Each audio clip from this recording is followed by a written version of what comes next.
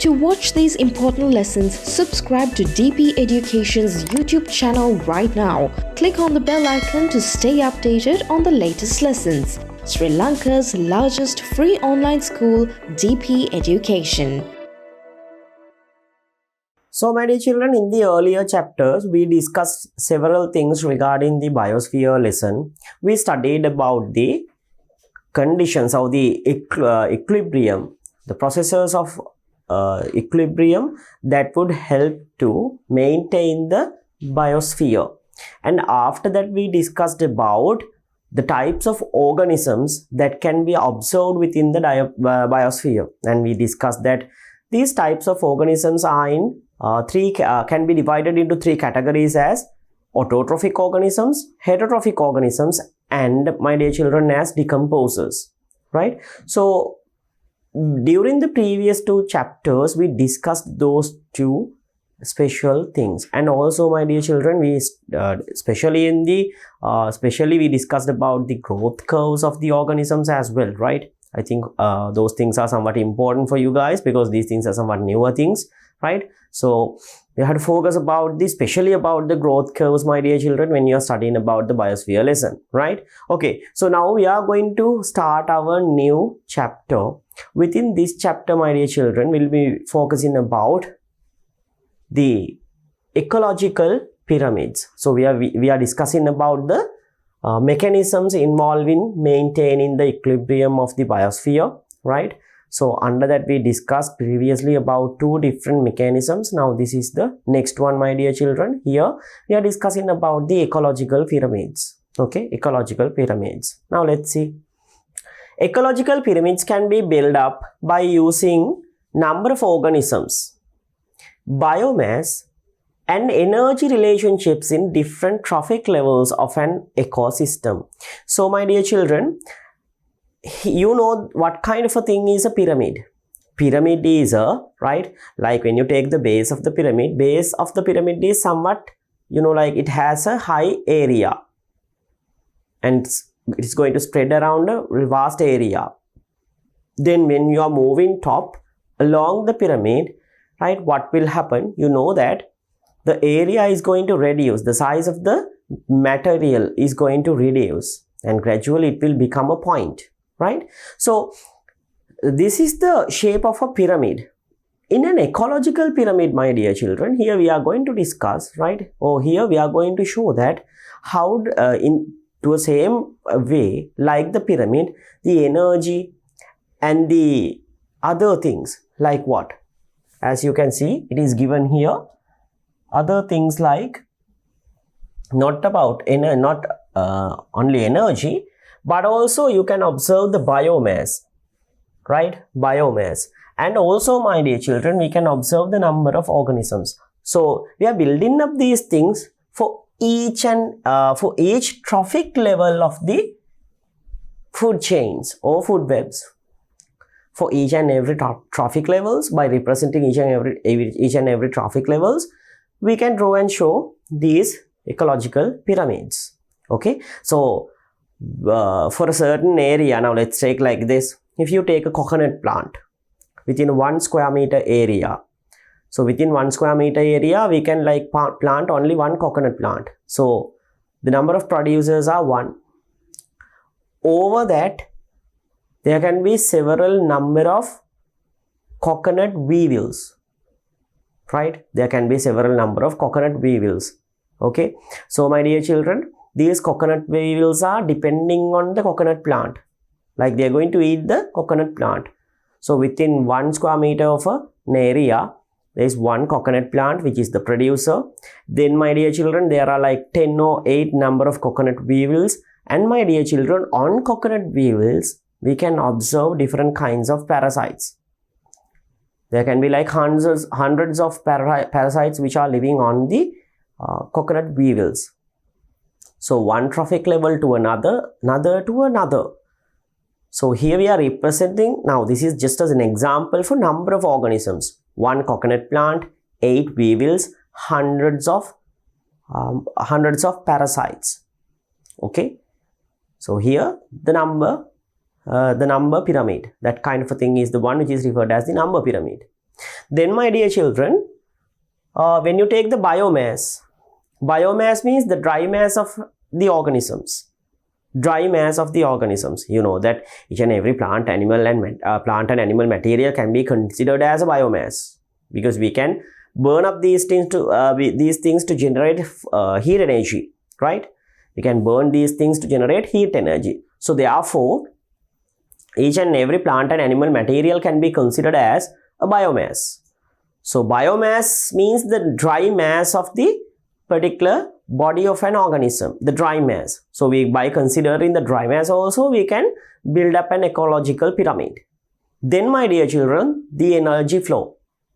By using the energy flow, we can use the or we can create the ecological pyramids.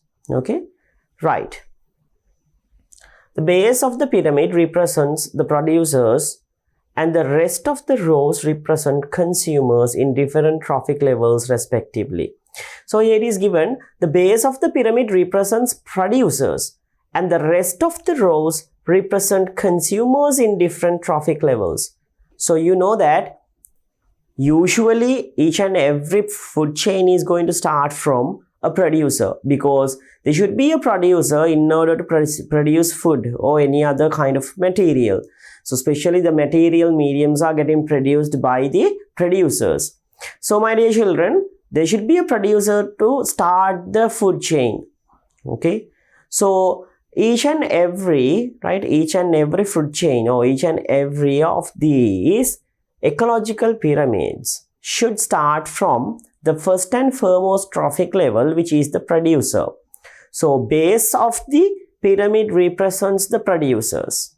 Base of it represents the producers. Usually you know that bases are the ones which has the higher area in a pyramid, but however, when you go further with the lesson part, my dear children, you may identify that these pyramids that we are about to draw can be inverted or can be upright in some certain instances. Okay, in some certain instances, my dear children, they are upright, always upright, but in some instances it can be inverted. Okay, so there are three types of ecological pyramids. So let's see what are the three types of ecological pyramids, my dear children. Number one, number pyramid.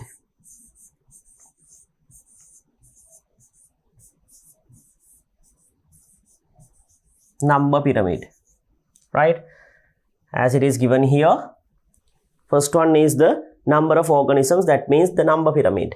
Then next one given, my dear children, in here you can observe it, the biomass pyramid.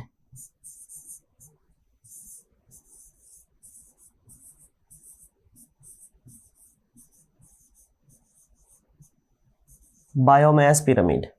Then number three, third and the final one, that's the energy relationship pyramid, that means energy pyramid.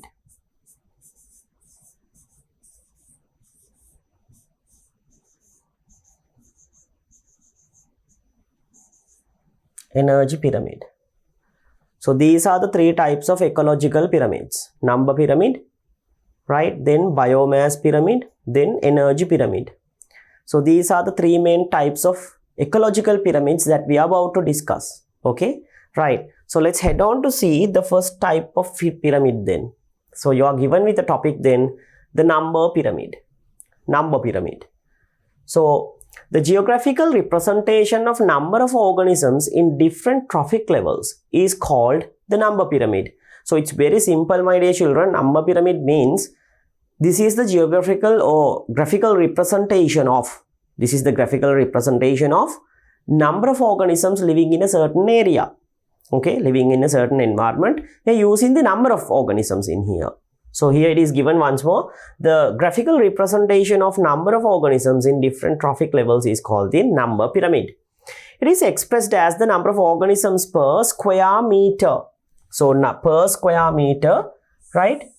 Per square meter, we are going to represent the number of organisms, right?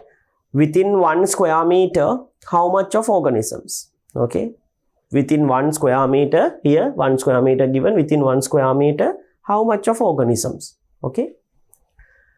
the number of organisms in a particular trophic level can be greater or lesser than the number of organisms in the upper trophic level. Therefore, upright and inverted number pyramids can be seen. So, like I said, can you remember when I'm discussing the previous slide, my dear children, we discussed that. I told you that the pyramids can be upright or sometimes inverted when we are considering special kinds of ones, right? Special kinds of one means now we studied that there can be 3 types of pyramids now.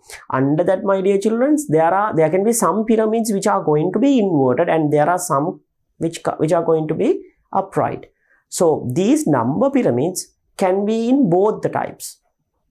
Sometimes they can be in inverted ones, sometimes they can be upright ones, right? So both inverted and upright pyramids can be observed if you draw a number pyramid related to a certain area. Okay, here we are using 1 square meter. Within 1 square meter, we are going to represent the number of organisms, right? Okay, so this is the number pyramid. It's very simple, my dear children. You just take the number of organisms living in a certain area, that's it, right? Then 2 number pyramids given here. See, so you can observe the number of pyramids. So the producers, that means plants, right? So producers, there are how much? In here you can observe the count. There are like 1000 producers. Then the first trophic level ones, like insects, okay, primary consumers, there are like 200 of them within a certain area now, okay. Then the third the trophic level or the secondary consumer, like birds, kinds of organisms who is going to prey on these insects. So within this certain area, it is observed around 30 secondary consumers. Then, my dear children, even more, right, when you go even further, the tertiary types of consumers, which are mostly carnivorous animals like the hawk and eagle. So those kinds of animals can be observed within this certain area, like around 3. Okay, so as you can see here, the base is having a greater count. So when you go or when you move further to the top of the pyramid, gradually it is getting reduced, and up to when you are going to the top of the one, you can observe there is a very smaller area like this. So this is why it is called as a pyramid. Okay, there's a higher greater base. Then moving from one trophic level to another, or when moving one level to another, you can observe the change in the pattern, right? Gradually it is getting reduced. So this is a typical pyramid, my dear children. So here we have mentioned within the base the number of producers. Then in the next level, the primary consumers who is going to feed on the plants. Then you can go observe the secondary consumers, the ones who are going to feed on the insects which are going to feed on the plants. Then finally you can observe the territory consumer who is going to consume the secondary consumer. Okay, right. So this is a number pyramid. According to the number of organisms who is living in that certain area, we are going to represent as a pyramid. Okay, so this is number pyramid. Now in here you can observe another pyramid, my dear children. This is another pyramid. However, as you can see here, now the pyramid has got inverted because the base is now very less, right? Or base is having a very less count or area. When moving forward, you can observe gradually the number is getting increased, of the area is getting increased. Now let's see this thing. Now within this particular area, my dear children, you can observe just only one coconut plant. The example I took, can you remember? Right? Within a certain square meter of area, we can observe just only one coconut plant. No, we won't be able to grow even more than that. So within this coconut plant, my dear children, the primary consumer, which are the coconut beetles or the coconut weevils, there are like 8 weevils who are living within this coconut plant. Okay, so this weevil or this insect is going to feed on the coconut plant, my dear children. Okay, so upon doing that, is going to live within the coconut plants. So it is the primary consumer which is living on the coconut plant. Then within the body of these organisms, I told you there can be several parasites.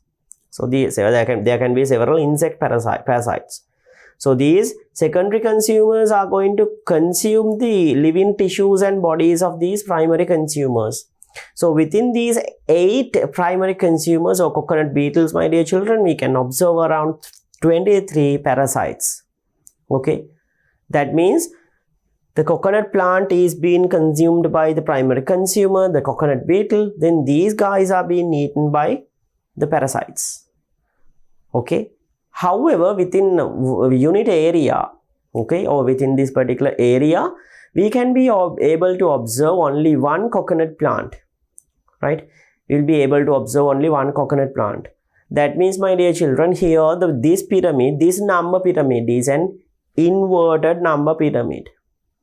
It's very obvious to us that it is an inverted number pyramid. So this is an inverted number pyramid and this is an upright number pyramid. So number pyramids can be inverted or else upright. Both the things can be observed. Inverted or upright number pyramids could be observed. Right then. Then we are coming to the next one, my dear children. The biomass pyramid. Let's see. The graphical representation that shows the total amount of organic matter present in different trophic levels is called biomass pyramid. By considering the dry mass of organisms, it is expressed as grams per square meter per year. That means, my dear children, here we are going to take the number of organisms or the biomass of the organisms within one certain year, for one certain year. See, the geographical representation shows that the total amount of organic matter present in different trophic levels. So here we are considering about the organic matter present within different trophic levels. The organic matter. Okay. The amount of organic matter present in different trophic levels. Right. So organic matter means here we need to measure it from grams or kilograms. Especially here we are using the unit as grams. And the other thing is that within a certain time period we have to calculate this thing. So therefore within a certain year we are going to calculate the number of, not the number, we are going to use the amount of or the mass of, right, the mass of organic substances or the organic matter present in that area, right, present in that area within 1 year of a time period. Okay, so here you are given by considering the dry mass of organisms, it is expressed as grams per square meter per year. So grams per square meter per year, this is our unit to measure the biomass. Okay, G m to the power -2 year to the power -1, right? Okay, so grams per square meter per year. That means, my dear children, within 1 year, within 1 square meter of an area, how much is the mass of organisms or organic matter which are living on that particular area? Okay, this is what do you mean by the biomass. Okay, this is what do you mean by the biomass pyramid. Actually, it's not the biomass pyramid. Here we are measuring the biomass by using this certain unit, grams per square meter per year. Okay, so when you prepare these values according to a pattern, that particular pattern is the one which is referred as the biomass pyramid. This is the one which is referred as the biomass pyramid. So it's very simple, right? Mostly the biomass of consumers is less than the producers. Therefore, most of the time the biomass pyramids are upright. So when you take most of the times, this is most of the times, that means, my dear children, really it can be inverted. So most of the times you know that when you take the mass of producers who is going to produce the food, definitely it should be more. If you take terrestrial environments, definitely it's going to be more. Otherwise, we won't be able to consume the food items, right? That means food will get lack for us. So definitely in our terrestrial environments, we can observe upright, right? Definitely in terrestrial environments, we can observe upright pyramids, right? What kind of pyramids? Biomass pyramids. So usually in terrestrial environments, right, most of the biomass pyramids are upright. Okay, upright. Okay, then rarely the biomass of consumers in aquatic environment is greater than that of the producers. Then the biomass pyramid is an inverted one. So my dear children, this is going to be very rare. That means we can only be able to observe this kind of one within our ocean. That means in our aquatic environments. So within aquatic environments, there can be a possibility that the biomass pyramid could be inverted one. It's because the number of producers, or the when you take the number of producers and when you take the mass or the biomass of the number of producers who is living within a certain area. Okay, you have to take the biomass, remember, that means you have to measure the dry mass by using grams. So when you measure the dry mass of those organisms, the producers, and when you measure the dry mass of the consumers, more rarely, my dear children, right? Rarely, not often, but rarely, right? Rarely it can be observed that the mass of the producers is somewhat lesser than the mass of consumers. This is a rare occasion one, right? So don't get confused.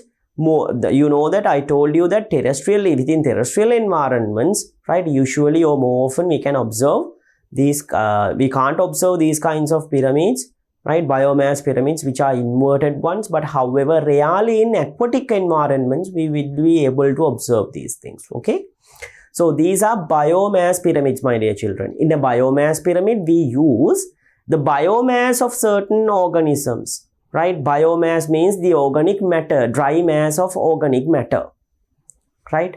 Dry mass of organic matter who is living in a certain environment.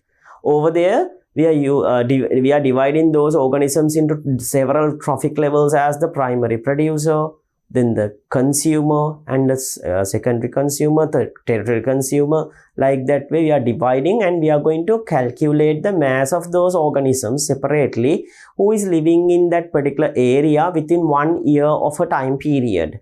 Then by that way we are going to represent it using a pyramid. So this is the one referred as the biomass pyramid. Okay, so rarely it can be an inverted one in aquatic environments. So these are the ones which we have learned then, right?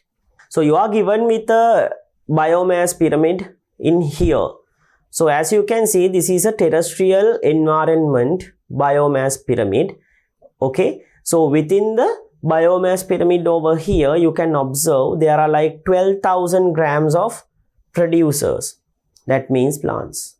You know that definitely in a terrestrial environment, the number of plants or the amount of plants is very high, right? Within any certain environment, we can clearly observe it. When you check the mass of it, definitely it's going to be very high. Then, my dear children, we can observe the primary consumers. That means the herbivore animals, right?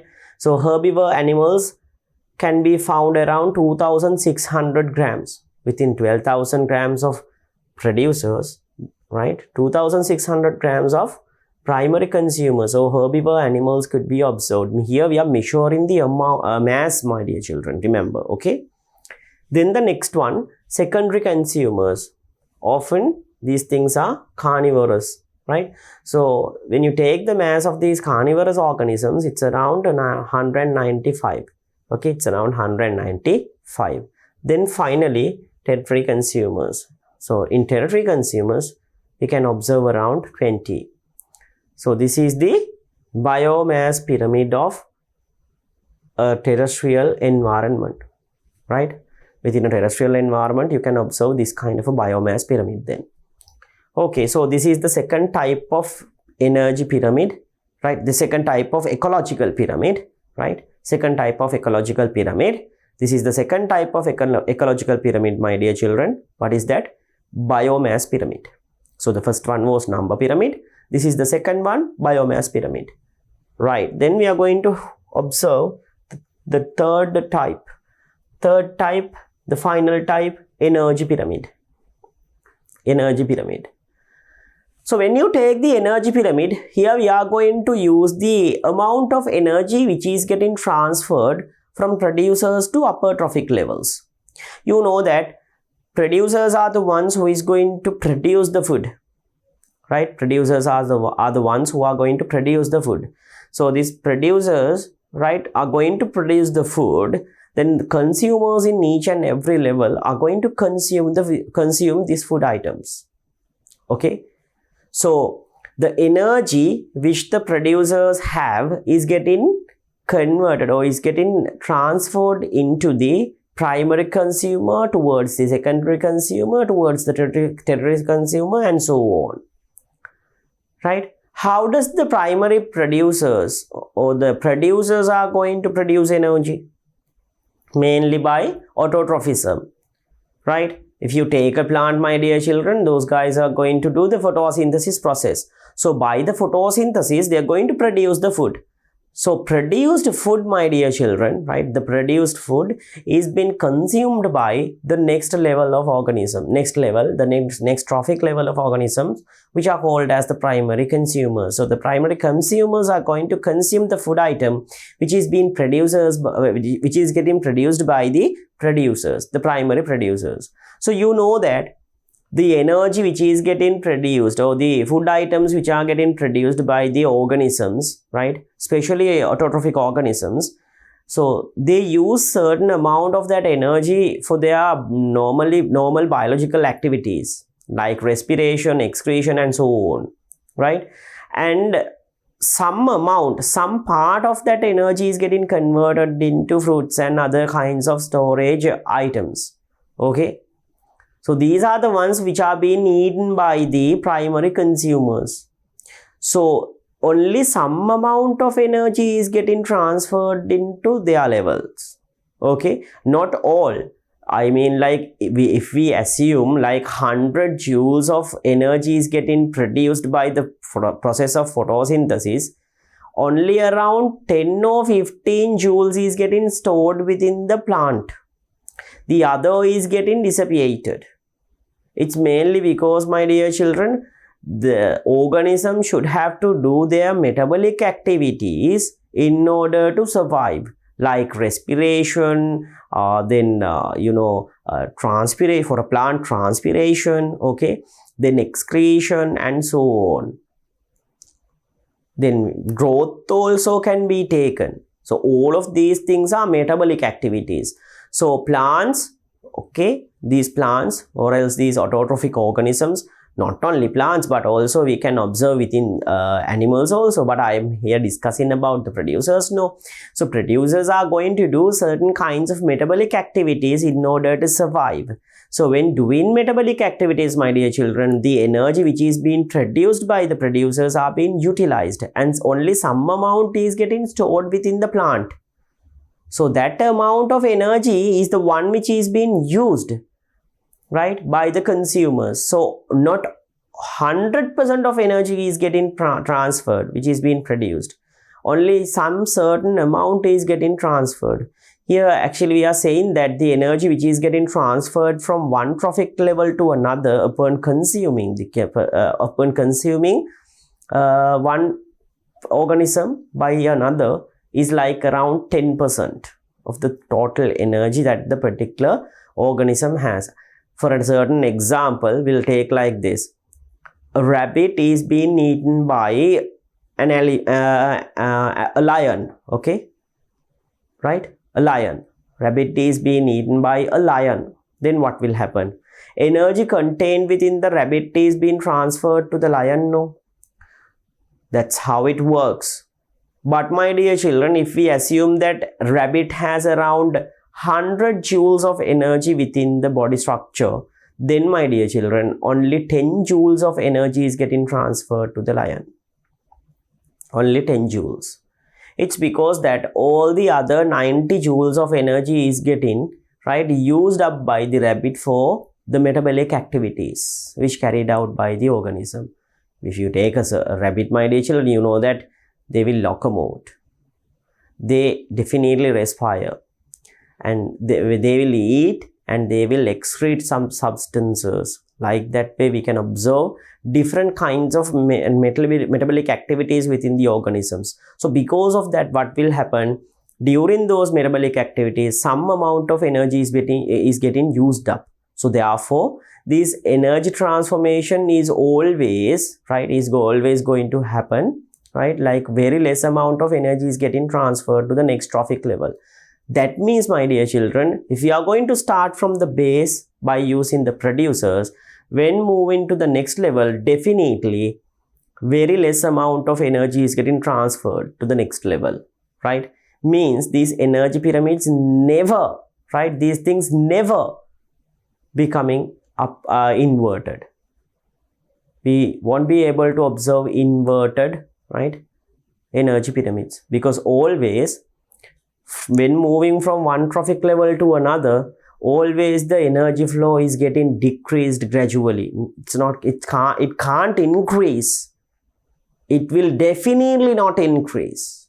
Okay, so these energy pyramids are always upright. Okay, these are always upright. So the graphical representation that shows the amount of energy flows through different trophic levels is called the energy pyramid. It is expressed as kilojoules per square meters per year. So it is being expressed as kilojoules per square meter within one certain year. Only 10% of energy in a trophic level passes to the upper trophic level. 90% of the energy is dissipated to the environment, right? So 90% of the energy is dissipated to the environment. So why does the 90% is getting dissipated to the environment, my dear children? So like I said, energy is getting dissipated because, right? Energy is getting dissipated because the energy used by the organisms for their metabolic activities, 90% of the energy is getting used for their metabolic activities, and only 10% of energy is getting stored within the body.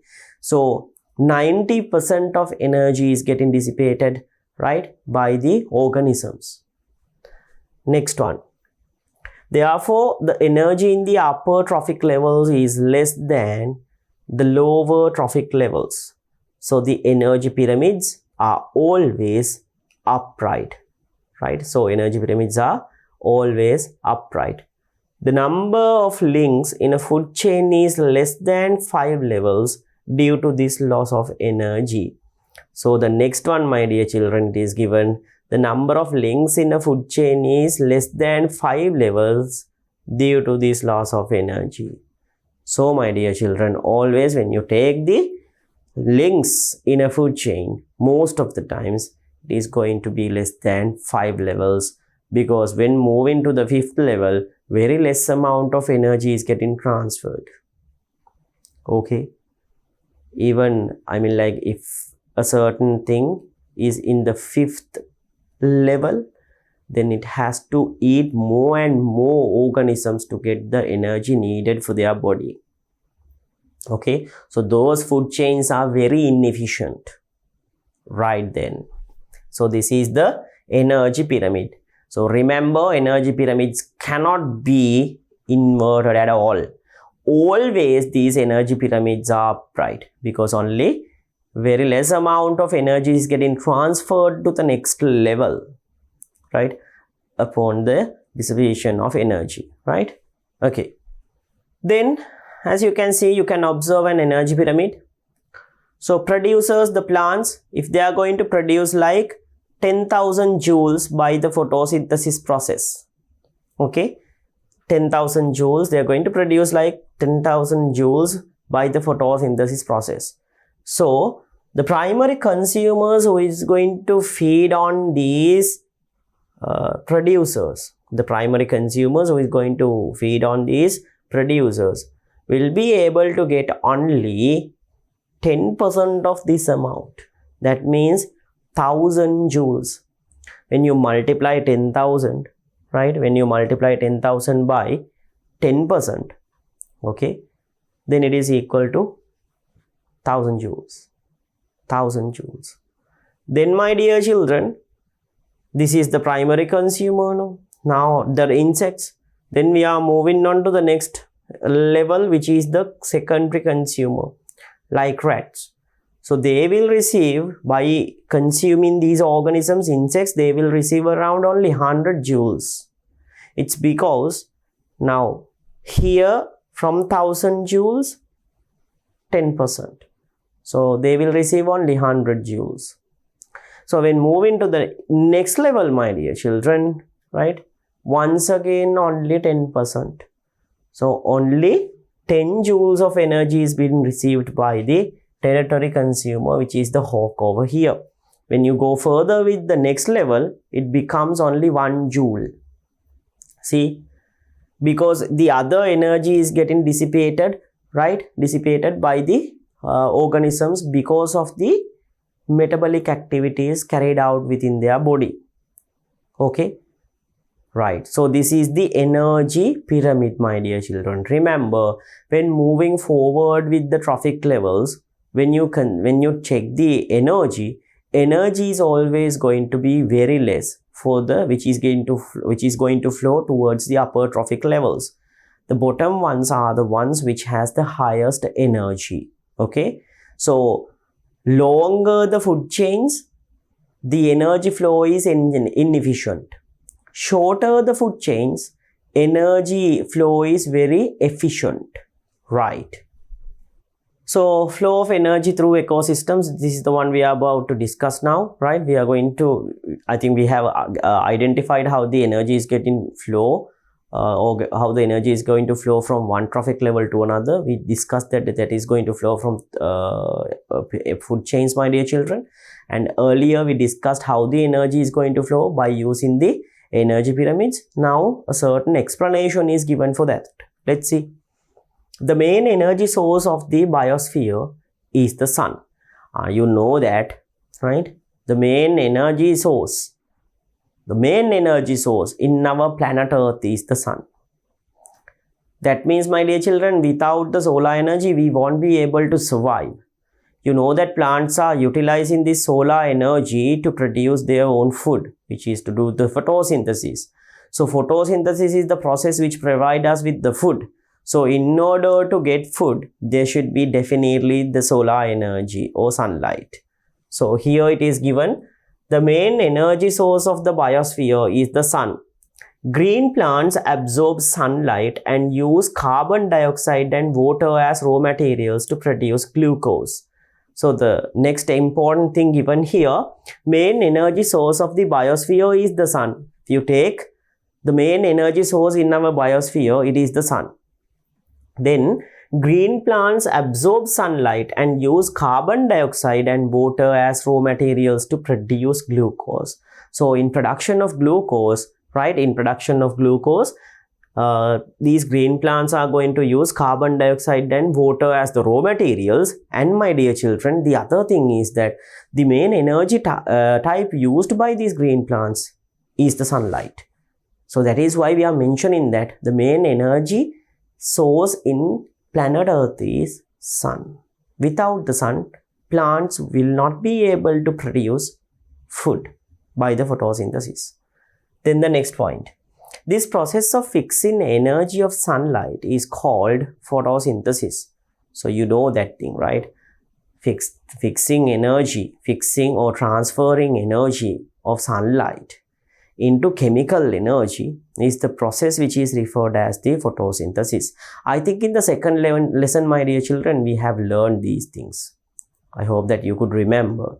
Even over there we discussed that if you take the process of photosynthesis, right, the solar energy is getting converted into chemical energy by the process of photosynthesis. So plants have the ability to do that process. Next one. The energy fixed by producers passes from organism to organism along trophic levels. So can you remember the previous one, the ecological pyramids? Over there we discussed about the energy pyramids. So within the energy pyramid, my dear children, we discussed that from one trophic level to another, okay, the energy is getting transmitted. Okay, energy is getting transmitted from one trophic level to another. So therefore, my dear children, okay, we can clearly observe the relationship. So like I said in the previous chapter, right, like I said in the previous slide, okay, the energy which is being produced by the certain type of producers, right, most of the energy is getting used up within their body for their metabolic activities. Only 10% of the energy is getting transferred. So however, the energy is getting transferred from one trophic level to another, but remember, most of the energy is dissipated because of the metabolic activities carried out by the bodies of organisms. So here it is given, the process of fixing sunlight is called the photosynthesis. The energy fixed by the producers passes from organism to organism along the trophic levels. But remember, only 10%. Next one. So here it is given, only 10% of the energy of lower trophic levels passes to the upper trophic levels. 90% of energy is lost in each trophic level. So like I said, only 10% is getting transferred only, right? 10% is getting transferred, 90% of the energy is getting destroyed, or else 90% of energy is getting used up by the organisms when they are going to do their metabolic activities. Okay, so let's head on to see the next one then. So energy dissipation, this is the one we are going to discuss right now. So like in the previous slide, my dear children, we discussed within the previous slides, and I'm going to start the lesson part. We discussed that there is a certain amount of energy which is getting stored within the tissues or within the bodies of the organisms. So that energy is only around 10%. So this 10% is the one which is getting transferred to the next trophic level when a certain organism is going to consume that particular organism. Okay. So this process of using up energy, or this process of destroying energy, actually it's not getting destroyed, it's getting transferred, right? You know that energy cannot be destroyed, neither it can be created. Only thing that can be done to energy is converting from one form to another, right?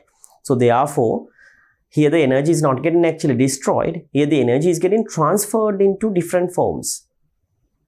So energy which is stored in tissues are only 10%.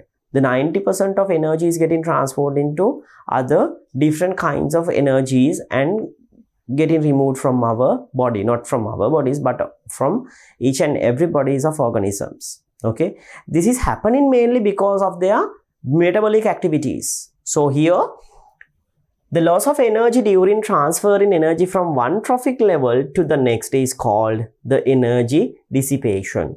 So energy dissipation means transfer of energy from one trophic level to another, right? Transfer of energy from one trophic level to another, but however, upon this transformation, that loss of energy is the one which is referred as energy dissipation, right? That is energy dissipation. So energy dissipation means, my dear children, transfer of energy into different other kinds of forms, right? And getting destroyed, right? We won't be able to mention the destroy thing because you know that energy is getting transferred. That's the correct term, right? So energy is transferred into different other forms, right? And only 10% of the energy is getting transferred from one trophic level to another. So here energy dissipation means that loss of energy when moving from one trophic level to another. Loss of energy, that loss of 90%. Okay, that is called as energy dissipation, right? Then next one given, you are given with a figure to show the energy dissipation of a cattle.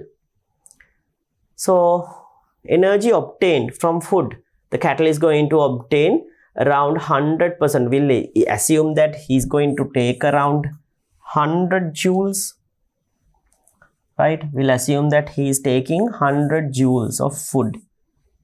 That means from eating food, the cattle is going to receive 100 joules. So let's see, when going along their body, energy is getting expanded for respiration. For respiratory purposes, the cattle is going to use 100 joules of energy. Okay, then energy stored in body tissues are now within their body tissues, within tissues and muscles and all the other body structures, 10%. That means 10 joules of energy is getting stored. Then finally, that food items are going to remove as the excretory materials. So therefore, about 30 joules of energy is, or 30% of energy is getting removed with the fecal materials. Okay, so 30 joules of energy is getting removed with the fecal materials. That means, my dear children, this is the amount of energy that a certain consumer of this primary consumer can consume. That means this is the amount of energy which is getting transferred to that secondary consumer upon consuming this primary one. Okay, so this is what happens to the other types of or other amount of energy. These energies are dissipated to the environment, right, because of having their different kinds of metabolic activities. So this process of losing energy to the environment is referred as the energy dissipation. Next one. As a considerable amount of energy is lost during the flow of energy from one trophic level to the next, the shorter food chains are efficient than longer food chains. So like I said, my dear children, as you can see here very clearly, as a considerable amount of energy is lost to the environment, okay, as lost during the energy flow from one trophic level to the another, the shorter food chains are efficient than longer food chains. Why? Because now this is the cattle who is going to take 100 joules of food. Okay, then this 100 joules of food is not getting converted to 100 joules of pure energy within their body. Only 10 joules of energy can be observed. It means, my dear children, these if the food chains are going to be even longer, then from one trophic level to another, only 10% of energy is getting transferred. No, it means, my dear children, what will happen, right? When the food chains are going to be longer, right, very less amount of energy is being transferred to the topmost trophic level. Most of the energy is getting wasted, or most of the energy is getting dissipated, right? Most of the energy is getting dissipated because of their metabolic activities.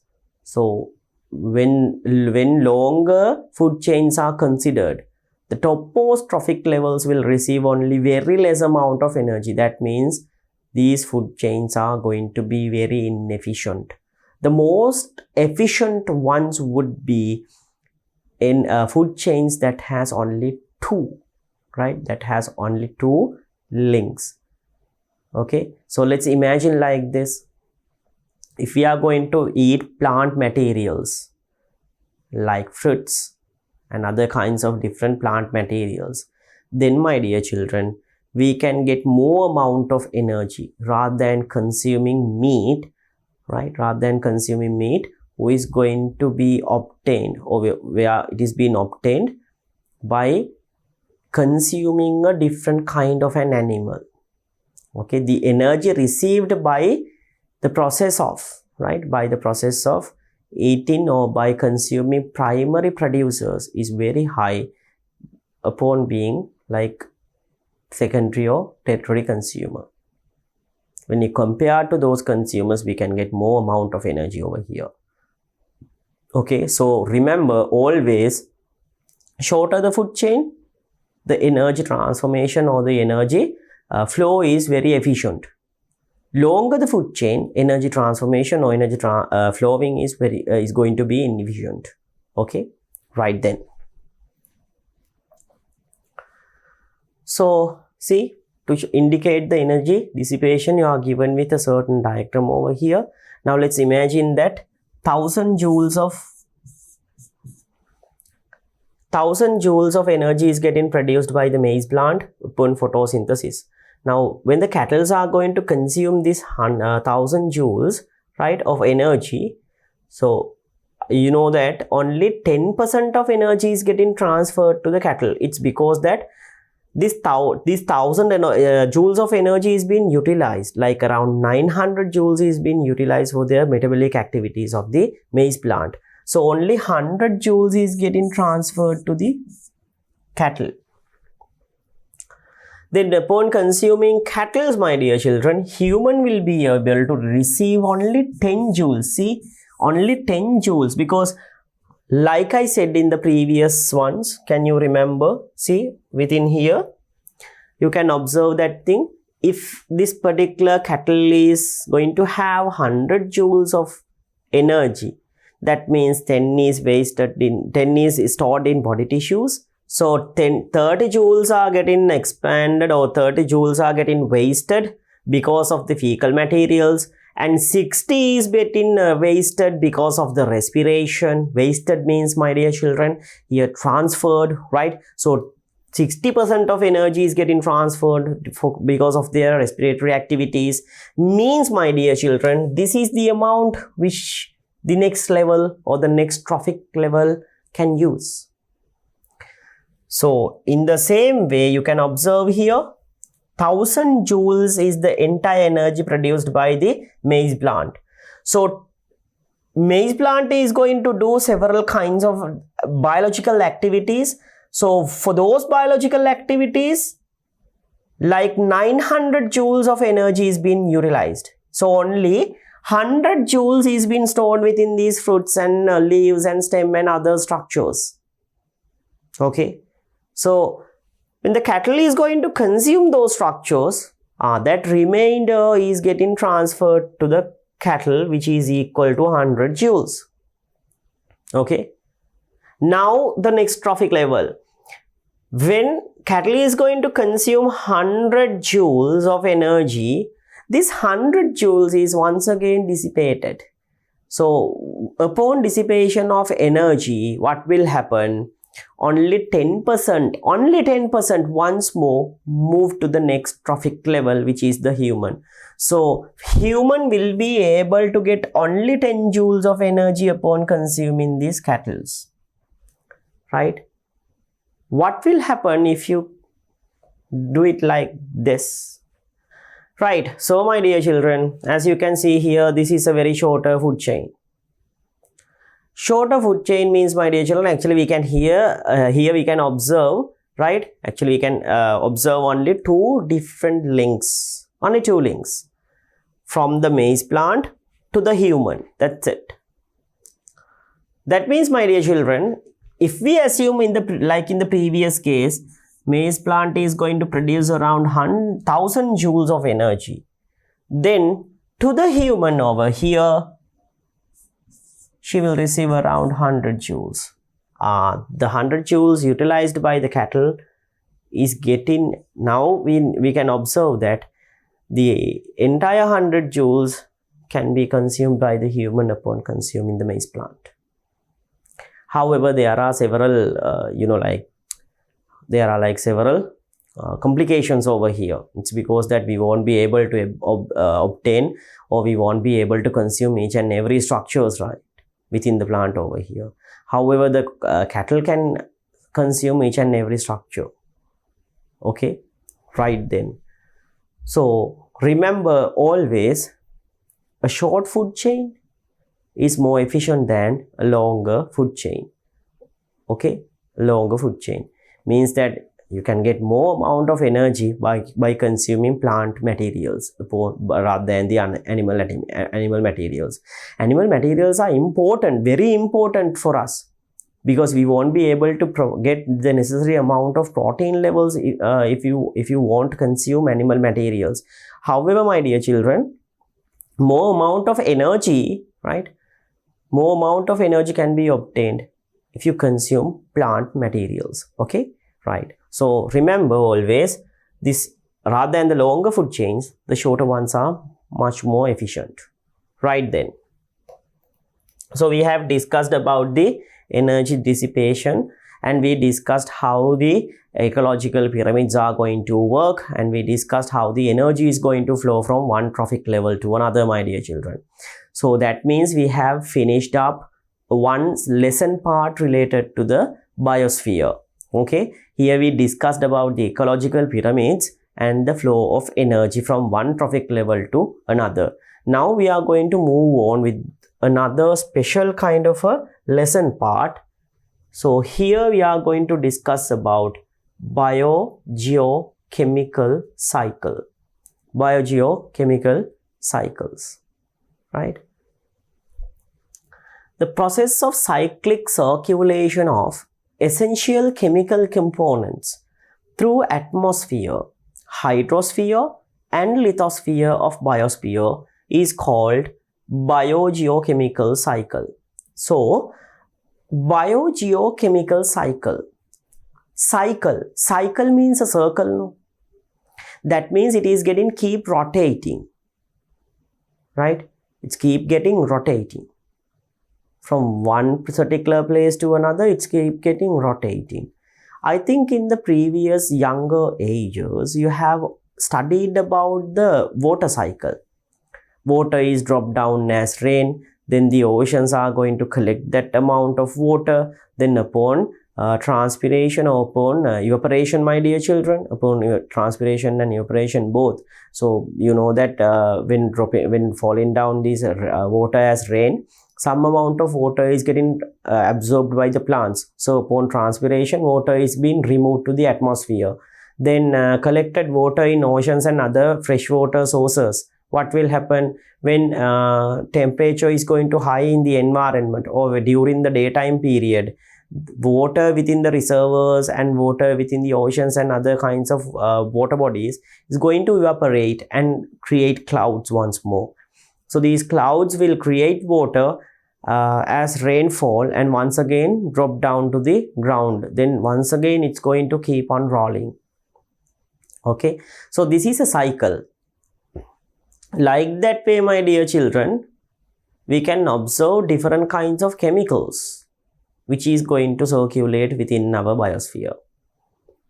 So biogeochemical cycle means here we are going to discuss about the flow or the cycle of different kinds of chemical substances that we can observe within our biosphere. So there are several chemical substances which are going to circulate over the biosphere, right? So here it is given, the process of cyclic circulation of essential chemical components through atmosphere, hydrosphere and lithosphere of biosphere is called the biogeochemical cycle. Cyclic circulation of water, carbon, nitrogen, oxygen and phosphorus takes place in the biosphere. So there are several substances which can observe, right, which is going to circulate in our environment or in our biosphere. Water, carbon, nitrogen, oxygen and phosphorus. All of these chemical types are going to circulate in our atmosphere or lithosphere or else in hydrosphere, collectively the biosphere. So within our planet Earth, my dear children, these kinds of substances or chemical substances are circulating with the time. That is why these things are referred as biogeochemical cycles. So my dear children, as you can see here, the cyclic circulation of water, carbon, nitrogen, oxygen and phosphorus, right? All of these substances are going to circulate, remember it. So we have learned about only water in our previous ages, but however, there are other different substances as well which is going to circulate. Okay, right. The natural environmental balance is maintained by these biogeochemical cycles. A few such biogeochemical cycles are given below. That means you have to write down these things. We have to write down these things, okay? So my dear children, within this lesson part, we'll be studying about only 2 biogeochemical cycles. Okay. However, there are 3 cycles, right? So these 3 cycles are namely It can be even observed at the top, my dear children. Okay, so the three main types of chemical cycles we are going to study within this lesson are carbon cycle, nitrogen cycle, and my dear children, the phosphorus cycle. However, we won't be able to study, we will not be studying about these phosphorus cycles within this lesson part in detail. But my dear children, in detail we'll be studying about the carbon cycle and the nitrogen cycle, how the nitrogen is going to circulate and how the carbon is going to circulate in our environment. We'll be discussing about those things for sure. Okay, so let's see what are the three types of chemical cycles then. The first and foremost chemical cycle is, right, the carbon cycle.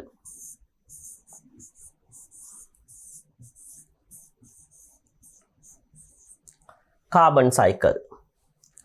Then my dear children, nitrogen cycle.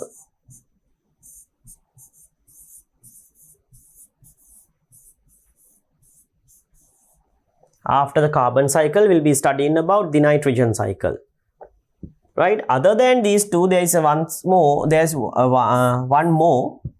This is the phosphorus cycle.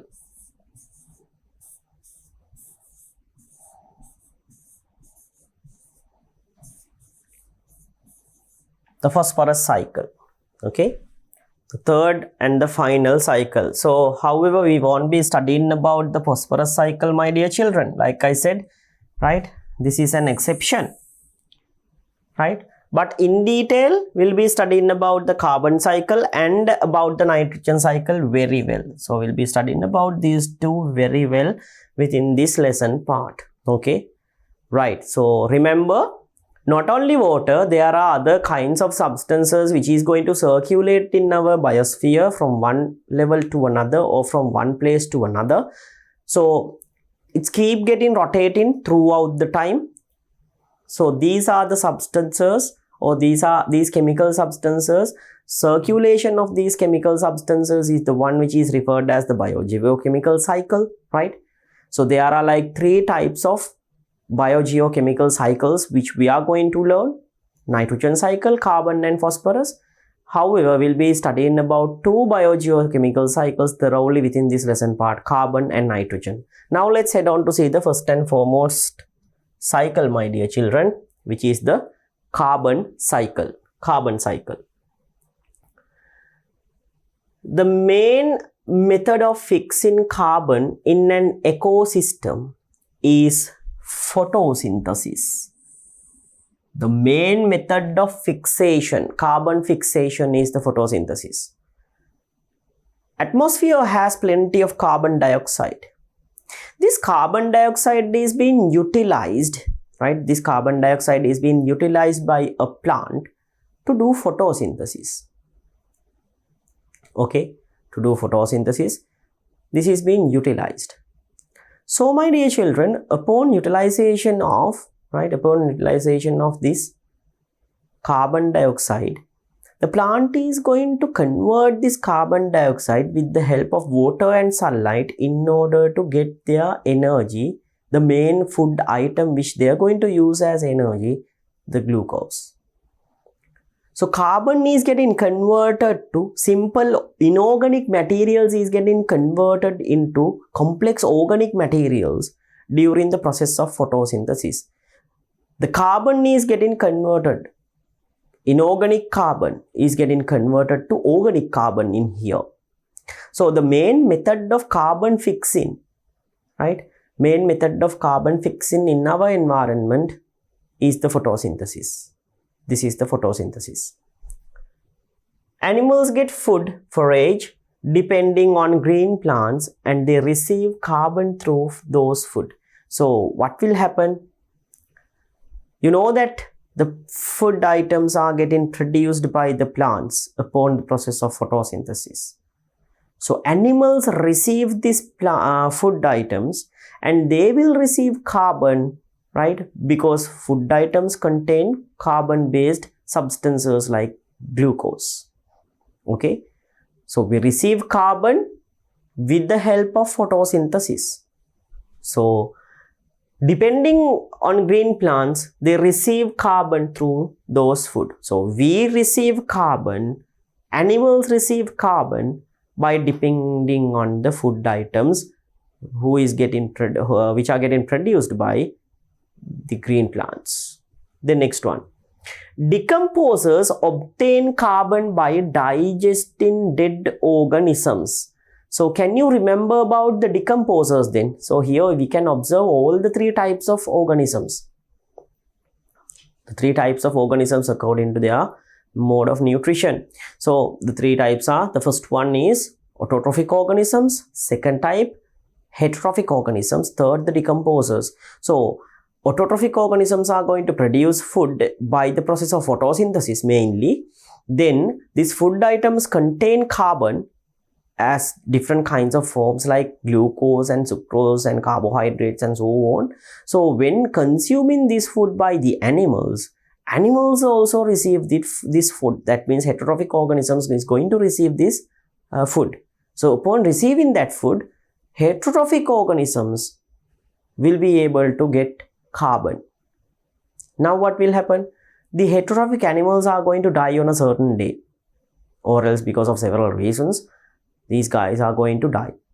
Then what will happen? The decomposers who are living in our atmosphere, fungi and bacteria, those organisms can consume these bodies. So upon consumption of these dead bodies, decomposers also receive the carbon, right?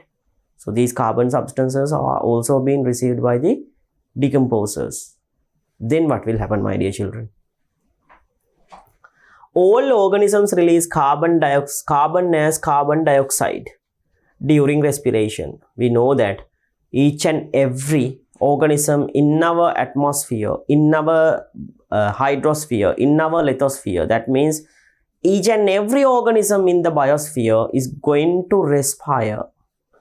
Upon respiration, they are going to exhale carbon dioxide gas. They are going to exhale carbon dioxide gas for sure. That means, my dear children, once again, this is getting expelled as carbon dioxide to the environment. See, carbon dioxide is absorbed by the plant, getting converted into food by the process of photosynthesis. Food is being consumed by the animals. Then animals are expelling these things as carbon dioxide once again. Then once again the carbon dioxide is being absorbed by the plants. Again food, again being converted into different kinds of food items, then consumed by the animals. Then animals remove the carbon dioxide through respiration. A cycle keeps on going. That is why it is referred as a biogeochemical cycle. Okay, so here it is given, when decomposers absent, carbon in dead plants and animals, right? Carbon in dead plants and animals convert into fossil fuels. If the biodegradation of substances will not going to happen, right? That means if there are no decomposers, then what will happen? If there are no any decomposers, my dear children, what will happen? Right? The thing is happening here now is these bodies are getting converted into fossil fuel. Bodies are getting converted into fossil fuel. So if the biodegradation is not going to occur, then the bodies are converted to fossil fuel. Okay? Then what will happen? This is a process that needs millions of years to be completed. During combustion of fossil fuels, carbon is released. Right, so here, this is a process that needs millions of years to be completed. During combustion of fossil fuel, carbon should be released, right? So there is a small bit of an error here. Let's recorrect it in your textbook also, right? Released. So this is a process that needs millions of years to be completed. During combustion of fossil fuel, carbon is released.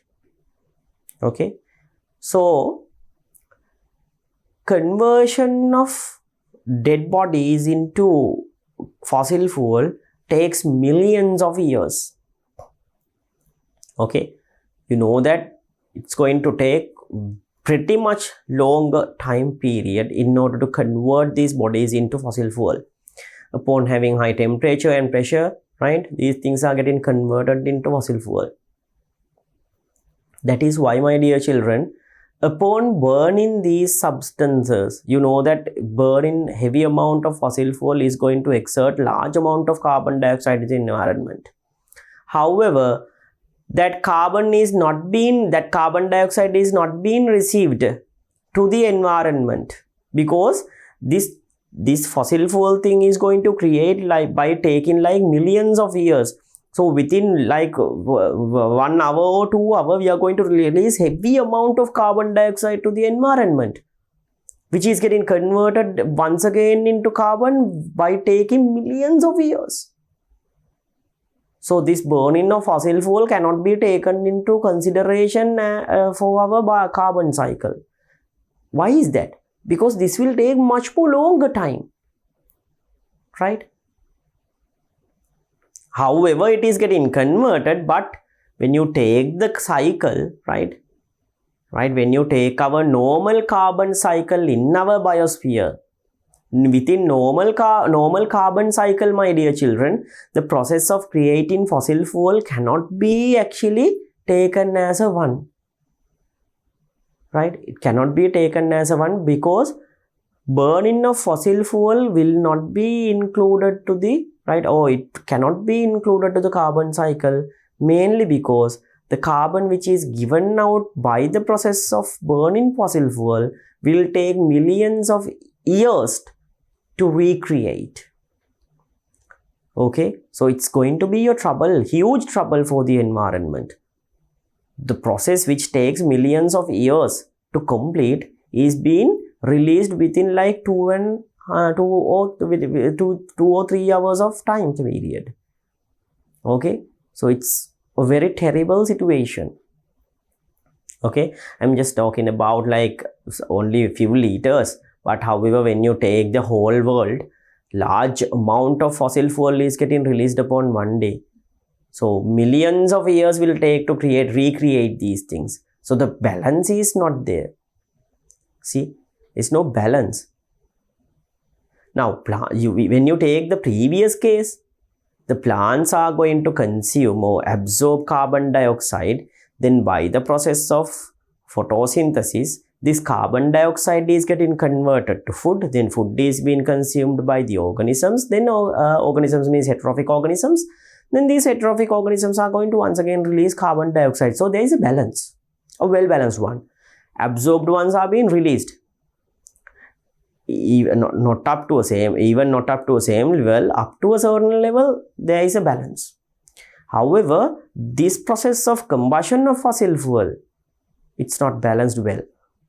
Huge amount of carbon dioxide is going to release within only one particular time period, but during that particular time period, the amount of fossil fuels which are getting created can be considered actually as nil. That means none, zero, right? So that is a huge problem. The balance of the carbon cycle is getting, right? Balance of the carbon cycle is getting unbalanced, my dear children, because of this process. Because it would take millions of years to recreate, right? Microorganisms play a major role in carbon cycle. They release carbon in dead matter rapidly to the atmosphere. So you know that microorganisms which is going to act on dead bodies is also going to create or is also going to release gases like methane to the environment.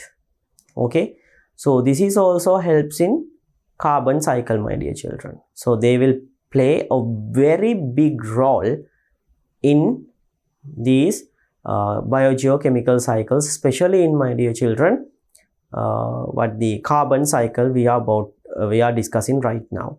So within the carbon cycle, the microorganisms is going to play a huge role, right? Okay, then. So this is the carbon cycle. So here you are given with the diagram of, right, a carbon cycle. diagram of the carbon cycle. So carbon cycle is represented in the diagram given here. So like I said, my dear children, this is the carbon dioxide gas in our atmosphere. It is being received by plants to do the process of photosynthesis, the main process which going to consume or which is going to synthesize carbon dioxide into carbon, right? Carbon. Then my dear children, plants are going to produce different kinds of food. Then my dear children, this food is being consumed by those animals. Sometimes these plants is going to fossilize and to create, and also animals are going to fossilize and to create what? Create fossil fuels of organic matter. Then these fossil fuels are being consumed by factories and other machines and other vehicles, and upon combustion, once again carbon dioxide is given out in huge amounts. Okay, then my dear children, by the process of decomposition, by the decaying bodies of dead organisms, carbon dioxide is once again released to the environment by the decomposers, by microorganisms. Then upon respiration of these organisms, heterotrophic organisms, animals, right, carbon dioxide is again released to the environment, right? Some amount of carbon dioxide is getting dissolved within the water. You know that carbon dioxide is, right, slightly soluble in water. Each and every gas that we are going to study in our O-level syllabus are somewhat slightly soluble in water. Oxygen, hydrogen, carbon dioxide, all, right? So some amount of carbon dioxide is getting sedimented, and carbonate rocks like calcium carbonate is getting formed right now, right? So this is the diagram related to the creation or related to the carbon cycle then. So this is the first and foremost cycle, biogeochemical cycle, my dear children. This is the carbon cycle, okay, right? So I hope that you got the idea about the carbon cycle very well. So my dear children, we have discussed the first and foremost biogeochemical cycle, which is the carbon cycle. Okay, this is the first and foremost biogeochemical cycle, which is the carbon cycle. So within the carbon cycle, we discussed how the carbon is going to circulate here and there within our biosphere. Okay, and within this chapter, we have studied about the ecological pyramids. We studied about the number pyramid, we studied about the biomass pyramid, and finally we studied about the energy pyramid. Then we discussed that how the energy is going to dissipate to the environment because of the different metabolic activities, and the amount of energy which is getting transferred to the next trophic level, right? So we discussed that 9% of the energy is getting dissipated to the environment because of the metabolic activities, and my dear children, only 10% of energy is being transferred to the next trophic level. Okay, then my dear children, we discussed that most of the times, right,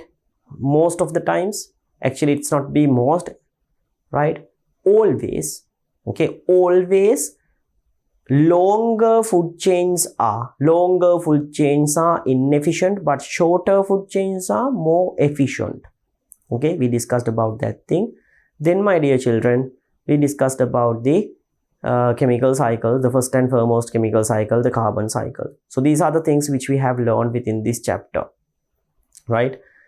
Okay then, so with that one, I'm going to finish up the chapter, my dear children, and within our next chapter, we're going to focus about the next type of biogeochemical cycle, which is the nitrogen cycle, and other contents with the lesson. Okay, so stay with me till the end of the lesson in order to get the knowledge about the biosphere lesson, my dear children. Okay then, so I hope to meet you guys with our next chapter to discuss further things related to the lesson. To watch these important lessons, subscribe to DP Education's YouTube channel right now. Click on the bell icon to stay updated on the latest lessons. Sri Lanka's largest free online school, DP Education.